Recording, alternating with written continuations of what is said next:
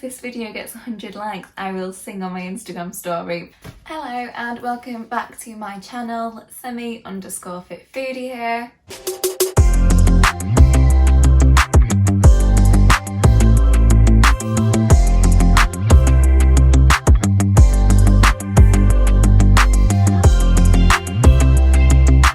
So I recently put on my Instagram that I was doing one of them DNA tests where you like swab your mouth, you send it off and you get your DNA results back on like your diet, genetics, training, all that sort of stuff. And yeah, I thought it'd be fun to do a video where I kind of explain the results that I got and kind of talk about interesting stuff that came out of that. So yeah, this is a test that I got from CircleDNA and I will leave a link in the description if you want to see the test. It's a really kind of in-depth one, lots of information, quite interesting if you think you might be sensitive to something, or I don't know, if you just fancy knowing it like I did. Also, this test was gifted, just like a disclaimer to put that out there. So yeah, I got my results back the other day and I went through and picked out some of the more interesting parts that I think you guys would like to see. So here it looks like this, and then look at my diet and what came of that. From my genetics, it suggests a Mediterranean diet is best for me.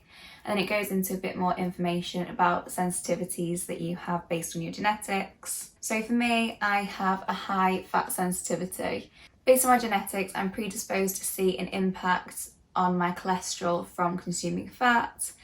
Obviously it's kind of interesting to know, however, I'm not going to go from this and cut fat out from my diet. Fat is essential, it helps us absorb fat-soluble vitamins, such as vitamins A, D, E and K. It's also essential for maintaining healthy skin and hair, which I obviously want glowing skin and silky smooth hair, so. And also it's essential for protecting our organs as well. So just because my DNA results say I might be slightly more sensitive to fats doesn't mean that I'm going to cut them out or anything like that. They're still essential, I still need them as part of my diet.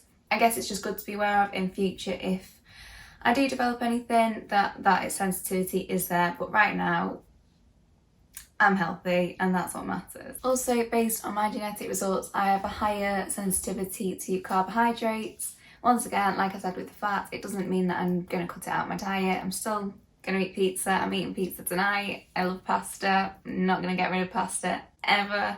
But yeah, it just means that I'm possibly more likely to see a spike in my blood sugar levels after consuming carbohydrates because of how my body metabolizes them. And once again, carbohydrates are essential in our diet. Our brain also relies on carbohydrates to function. So this is the thing about genetic tests. They're good to know, just to be aware of, but it's not to necessarily say that you should cut these out of your diet or do anything drastic like that. That is not the recommendation here. What I did think was interesting is that it says I have a high sensitivity to spices. However, if you know me, you know I absolutely adore spicy food. I'll literally load on chili flakes and cayenne pepper onto a curry. My parents have always been amazed ever since I was young at the amount of spicy food I could have, like stuff that they were sweating over and they couldn't eat. I was just like at 7, just like, gimme.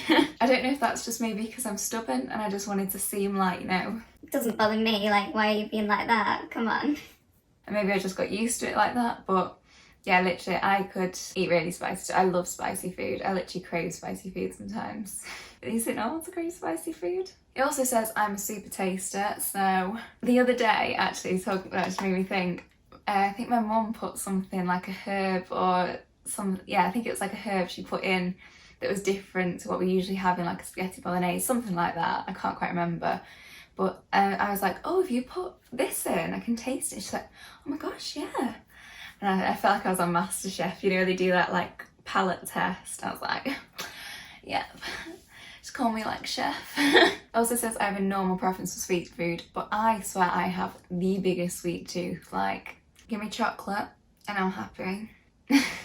Chocolate and ice cream. That's all I need.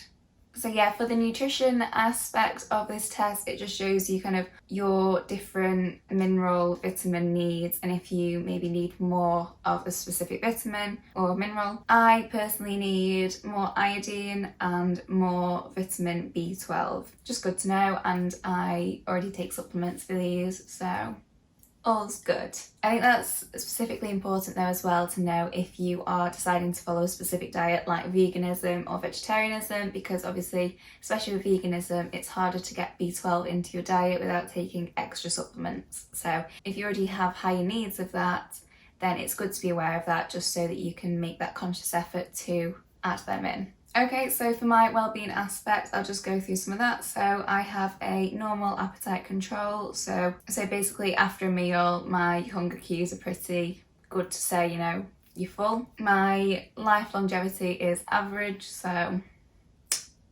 I'm alright with that. So stress and sleep. So stress and sleep, this is one of the aspects of the genetic test that I was really interested in finding more about. So what I thought was funny in this is it looks at your sleep movement. So apparently I am more genetically likely to move more in my sleep, which is accurate because I know from previous boyfriends I've been with or friends that I've had sleepovers with, I am horrible to sleep next to. I literally just like kick around and like flail around, not a flail. I just move around loads and like kick my legs out and steal the cover and roll around a lot. I don't envy the people that have to sleep next to me in bed, not gonna lie. It's also said I'm an easy sleeper, which is pretty true. I'm usually asleep within probably 10 minutes of my head hitting the pillow. I just genuinely love sleep. It also says I'm a night owl, which I do disagree with. I get to like 9:30 at night and I'm thinking like, oh, I'm kind of ready to go to bed now. And I like to be up at like 6 a.m, work out, kind of be really productive in the morning. And then as the evening comes on, I kind of like to unwind and chill.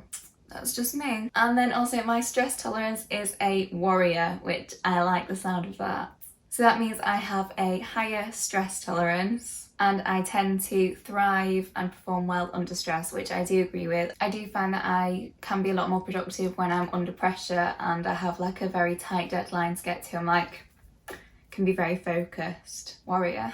I also have an elevated risk apparently of stress-induced obesity, so apparently my appetite increases when I'm stressed. I probably agree with that, to be fair. I snack a lot when I was revising for my exams, so yeah, I don't disagree. There's also cortisol, which is a stress hormone which can then negatively impact your metabolism if you are stressed. So yeah, this is something to look at, but obviously lifestyle then also impacts on this, so it's not to necessarily say that just because I am under stress at the time that I'm going to put on loads of weight.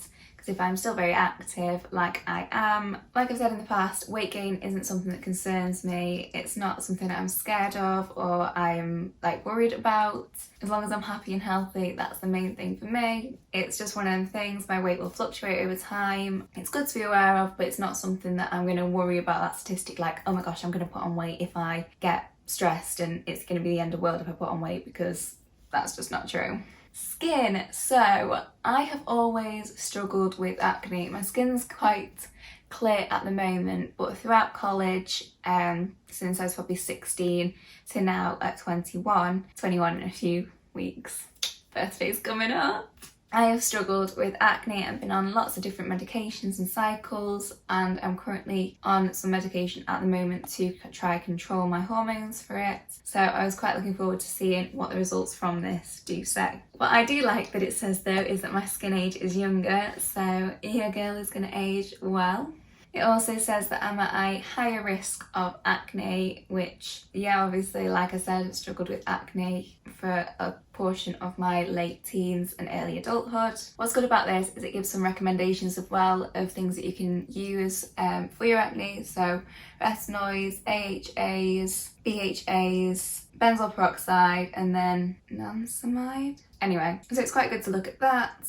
So my cellulite formation is average. My wrinkle formation is average. I have a higher tendency to form stretch marks. I've spoken on my Instagram account before about stretch marks. They're honestly so normal and so many people have them. I have them all over my hip. I personally don't believe it's something that we should be embarrassed by, ashamed by, want to change or get rid of. I personally think they look really cool. I've said before they look like opal in box or like really cool tiger stripes. I think they're beautiful. My personal opinion on it.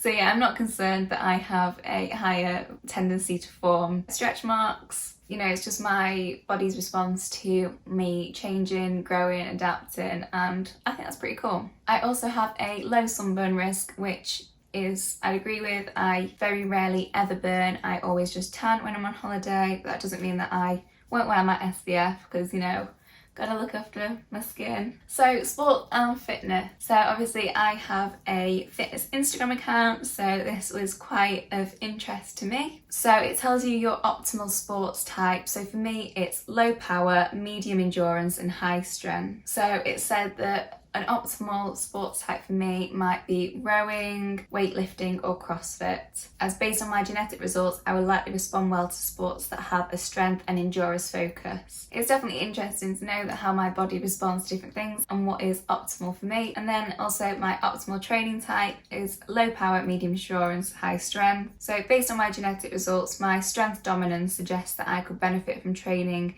that places a higher priority on strength-based activities. So it suggests for me that I should, for muscle development, use high volumes at low intensities such as sets of 15 to 20 reps with 60 seconds rest completed 3 times, which is actually similar to what I do now at the moment on the Tone and Sculpt app. So it's pretty good. I also have an increased lean body mass genetically. So this means that I have a higher than average muscle mass and I also burn more energy at rest because of this. I also have a below average lactate production. So this means that when exercising, I'm able to train intensely utilising anaerobic respiration for longer periods of time before I need to rest. And that is due to my lower rate of lactate production. I'm also genetically predisposed to have a higher VO2 efficiency. So yeah, this means I'm probably able to do cardio for longer periods of time because my body is able to utilise and take in oxygen more effectively. Okay, now on to success traits. So I have an excellent entrepreneurship tendency, which I like the sound of. So these genetics are then looking at personality traits such as leadership, independence, risk-taking, that sort of thing.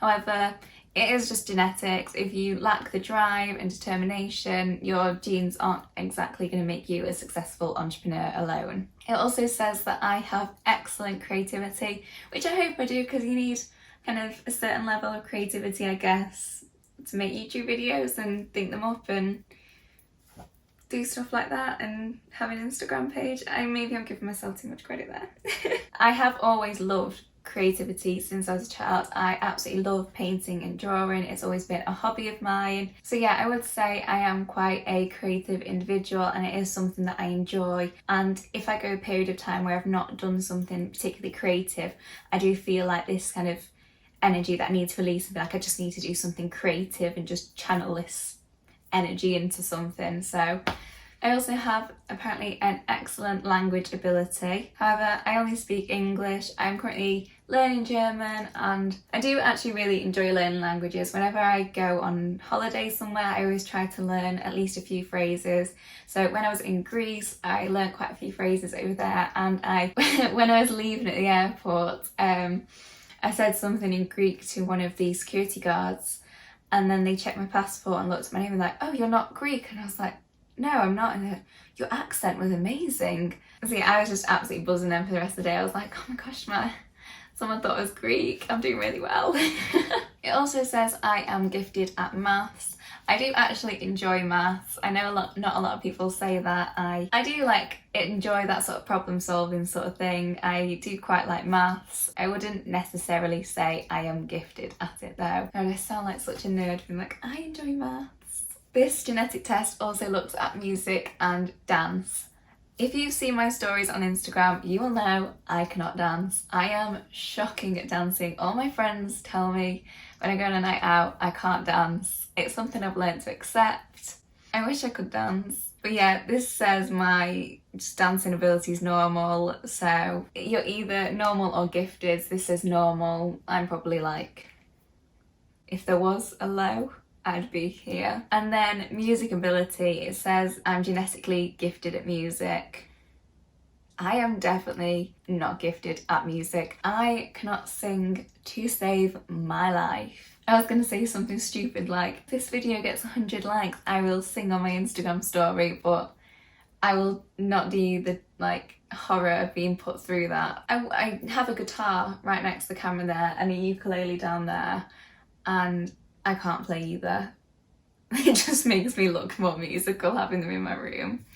I have tried to learn them a few times, but I wasn't that good.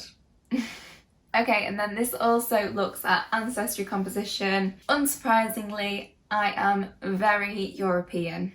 So I am 93.14% European, with 47.56% coming from Southern Europe, which is interesting, so that'll be a lot on my dad's side of the family. Then I also have 3.3% Southeast Asian and 3.25% Middle Eastern, which, if I'm honest, I have no idea where that comes from. I'm guessing again it'll probably be my dad's side of the family, but it'll probably be like way, way back. And I also have 0.29% South Asian, so like I say, that'll probably be from centuries ago. So then it goes into physical traits. So one of the ones that I found was interesting on here is that it looks at persistent thinness, and mine says I am genetically less likely to be thin. However, I think it's pretty clear that I am a thin person, and I'd say throughout my life I've always been on the slimmer side, just because my genetics say that I'm less likely to be thin. Obviously my environmental factors and my lifestyle will impact upon that. This also says that I have a high pain sensitivity, which honestly,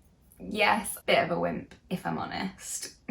And then it also says that I have a strong sense of smell. However, for some reason that I don't actually know, I have a very, very weak sense of smell. I always have since I've been a child. Sometimes, like if someone's cooking a meal, to be polite, I'll just say, oh, it smells lovely. And realistically, I'm like, Amber, you can't smell a thing. Why are you saying that? It could smell vile. I'd be like, smells amazing. Wow.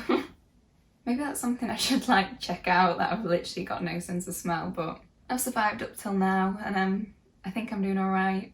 So yeah, that was some of the more interesting results from my DNA test results. There's obviously a lot more in there, but I think that would be a ridiculously long video, and I'm not going to put you through any more of me just talking at you. But I hope you've enjoyed this video. Thank you so much for watching, and don't forget to follow me on Instagram at semi_fit_foodie, because I post a lot of fun little updates and things, and there's lots going on over there, so be sure to check that out if you haven't already. And once again, thank you so much for watching, and I will see you in the next video. A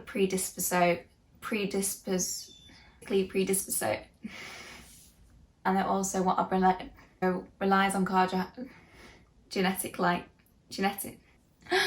Why can't I speak today? I just love chilies. What are you on about?